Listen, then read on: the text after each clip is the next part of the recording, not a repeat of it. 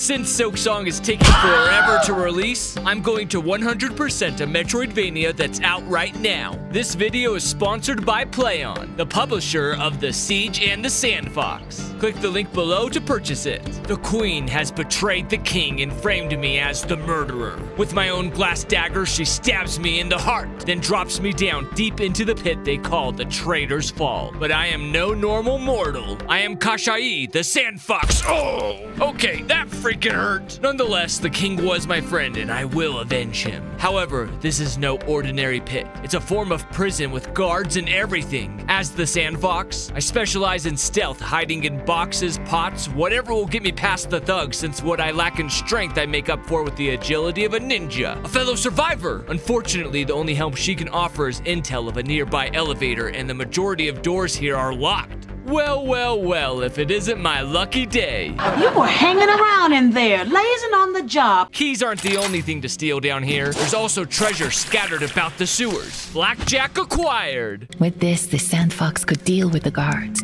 Watch me use it in action. Deal me.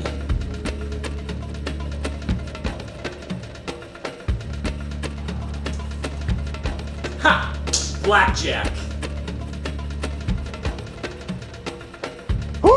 I'm only playing. It's like a heavy baton. Nighty-night. Oh yeah, and I forgot to mention the smooth, silky voice that's narrating my journey. This place had been a storm drain in the days of Sharzad, when the gods sent bountiful rain. That's why there's often text on the screen. I just don't want our voices competing. Among the drains was the Ratcatcher Sanctuary, a place with others who are stuck down here as well. The population is peaceful, but a faction that serves the Underkings had a quote-unquote ugly man, keeping out street rats like me from going further. Okay, he's not that ugly. Everyone calling him ugly is probably the reason he won't let us out. We'll come back later to him. Here's the elevator the lady was talking about. I press forward, showing off my nifty acrobatics, then come across another accessory, my foot wraps. Shod with resin and nails, I can now run up walls with ease. A new path leads me to the Bridge of Knives, a fortress home to yellow-robed cult members nobody knows much about. I knock one of them out, then dive below to traverse underneath.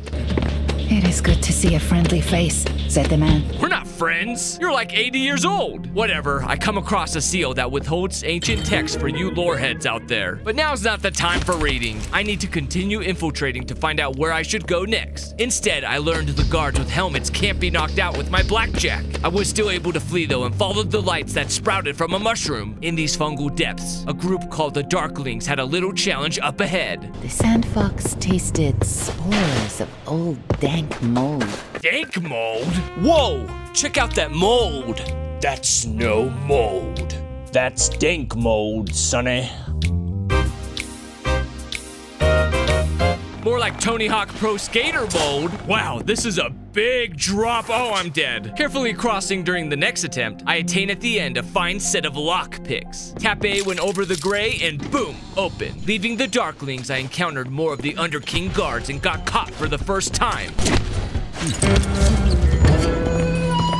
Let's go up instead back to the Ratcatcher Sanctuary to go where I couldn't before, a swimming pool. Honestly, it's gotta suck to be the Sandfox because now he has to adventure with soaking wet clothes underground. To amend his poor condition, I take us to the Underking storehouse. The Sandfox could smell flour, sweetmeats, coffee. Behind that door is a trove of deliciousness. Take a peek inside.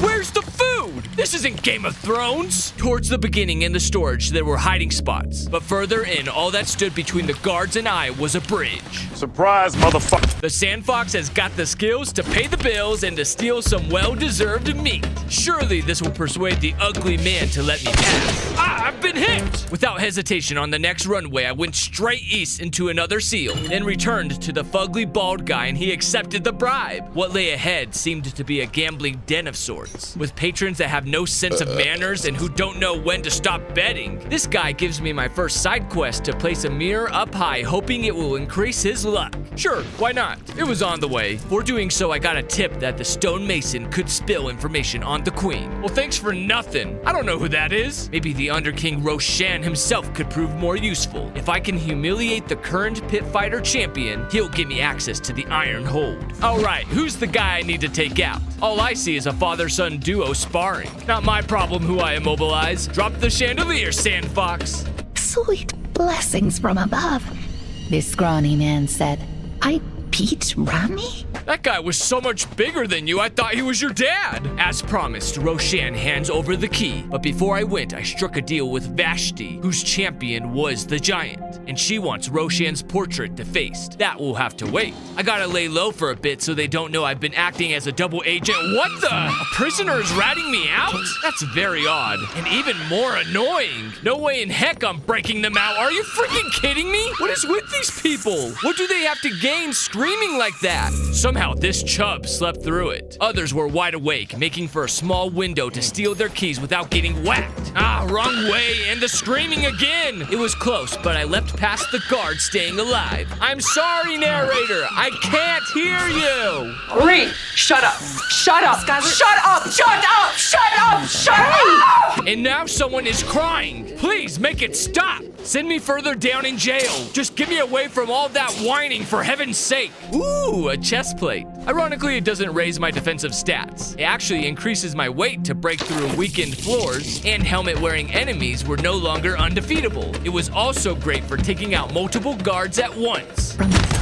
Triple kill. Sealing the deal, I went back west past the cult until I reached the cold chamber. I've seen this bandaged girl before. She looks like one of those inflatable dancing things at a used car lot. The ones that flail around in the wind. Why don't you bring the guy in? We'll have a dance competition. Okay, for real, she offers fast travel. Up ahead was an herb garden full of sick people. Cover your mouth, jeez. Omira, the leader of these ill lantern bearers, claims she can cure them if I bring her darkling mushrooms.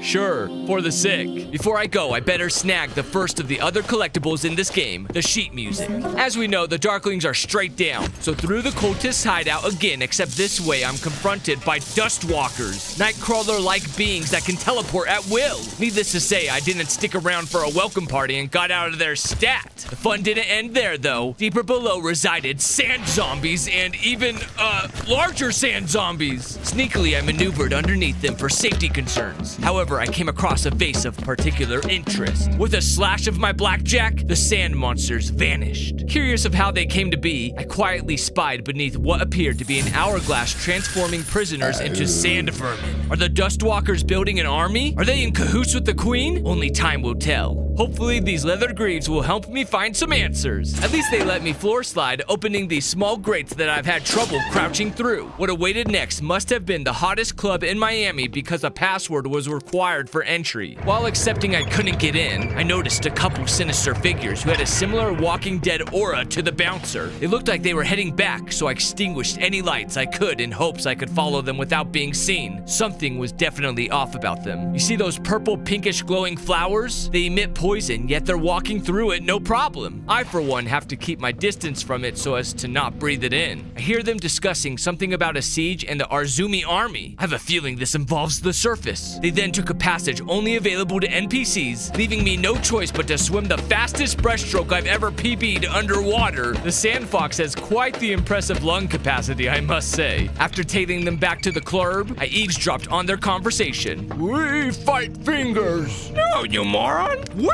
Five Fingers, remember? I'm surrounded by idiots. Said the Sand Fox to the door guard, we are Five Fingers. Voila! The secret base for risen corpses called the Dead Hand. They're so civilized they have a people's committee. And according to the narrator, the bandaged girl is one of them. Unsurprisingly, they were not a lively bunch. Thus, I climbed back up, gave this musician the sheet music, then got a side quest I was not expecting at all. I've lost my beloved pet rat. It escaped down to the rat runs. Won't you bring it back to me? Look, buddy, your rat could have made a new home anywhere down here. Plus, how am I supposed to tell which one is yours? Oh, collect. That helps. This is gonna be cute. I love seeing pets and their owners reuniting. The shaggy-faced man smiled hungrily at the rat. There you are, my delicious friend. For the record, we're not friends, okay? Although I'm not one to talk. The Underking probably sees me as a friend, yet I'm going behind his back, breaking into his treasure room to deface his self-absorbed artwork. Ocean's portrait now sported a ludicrous mustache. Vashti and I share a smile of how I defaced the portrait, and in return gives me a note to take to the Deep Watch, which of course is deeper down the pit and blocked off. That is until the guard sees the note from Vashti. Why is he glancing at the iron grate I'm standing on? No, you'll have to go the long way. Sorry. I knew it was too good to be true. At least it wasn't that bad of a fall. And it may not be as long as he said it would be. I got a minecart, baby! Ah, more stinky, grimy water. On the bright side, as a child, I yearned for the Cinnabar mines. But something always got in the way. Terrifying sand monsters. But the call of the mines was too strong. So one day, today, is the day I face my fears. Ooh, that was a close one. A little exposure therapy never hurt anyone, right? Nah, I'ma just smash the vases. So long, childhood nightmares. Except there are still a ton of these creatures down here. So with a little wall climbing, I clobber another vase. I continue exploring, hopping across flimsy platforms, then shatter a third vase. Wall jump side to side like Mario, then you guessed it, another vase gonzo. I think you get the idea of how I'm spelunking the caves down here the deeper I keep going. Fortunately, the undead sand zombies have worse vision than normal guards. And I'd say I'm done here. In the crystal mine shafts, I kept the parkour coming and delved deeper and deeper until I reached the sunken tomb of the old kingdom. Now in the title, I did say I am 100%ing this game, meaning I'm in progress of doing so because as of the time I'm writing this, the game hasn't released yet and I've been playing the beta. But since it's out now, you should experience it for yourself. There's more I haven't even covered yet, like the climbing gloves, hook pads to traverse ceilings, the outside, and the rest of the story. Check out the Siege and the Sandfox using my link below, and thanks again to PlayOn for sponsoring. You all have a good one. Thanks.